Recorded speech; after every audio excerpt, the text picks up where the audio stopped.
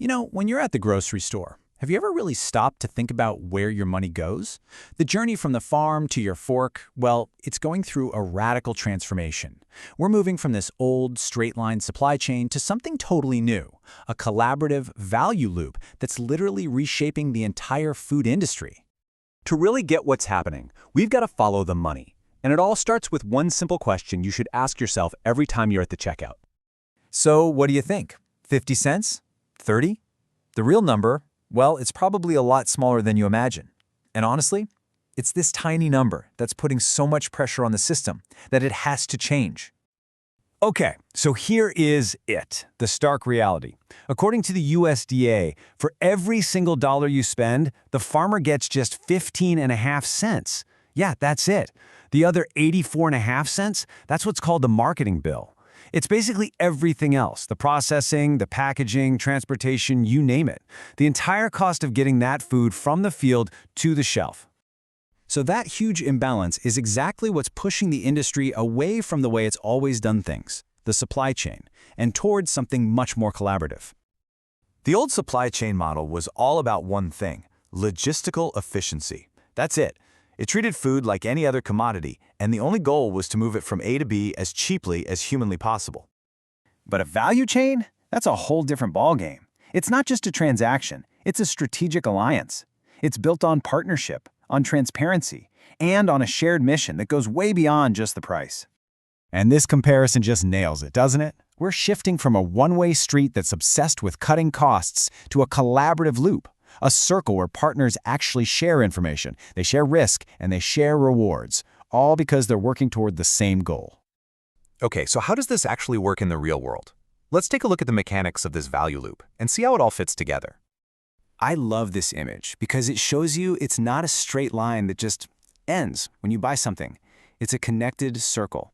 It's a feedback loop where your choices, what you decide to buy, actually send a signal all the way back to the farm. And at every single stage of this loop, value is being added. It kicks off with farmers growing things based on shared values, like sustainability.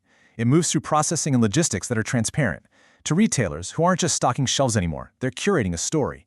And then you, the consumer, make a choice, which signals demand and kicks off the whole cycle all over again. Now, this isn't just some feel-good idea. For food companies, and especially retailers, jumping into this value chain model is becoming a matter of survival. Just let that number sink in for a second. 1.7%. That is the average net profit margin for a food retailer. I mean, it is razor thin. When you're operating on margins like that, there's absolutely zero room for error or inefficiency. And the competition is just insane. Your average supermarket has over 31,000 different products on its shelves.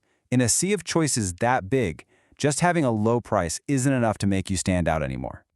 Plus, the way we all shop is changing fast. Look at this. The average online grocery order is more than double the size of an in-store one. That's not a small difference. That tells you exactly where the market is going. So to even have a chance in this tough environment, the smartest value chains are tapping into their most powerful asset, their story. At the end of the day, this whole strategy is about building trust. It's about creating a real, transparent connection between you, the person buying the food, and the producer's mission, their identity, and their values. And this is what it looks like in practice.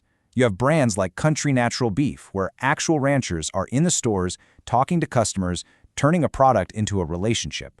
Or you see alliances like Good-Natured Family Farms, which give small local producers a shot at getting on the shelves of major supermarkets, all while keeping their authentic story alive.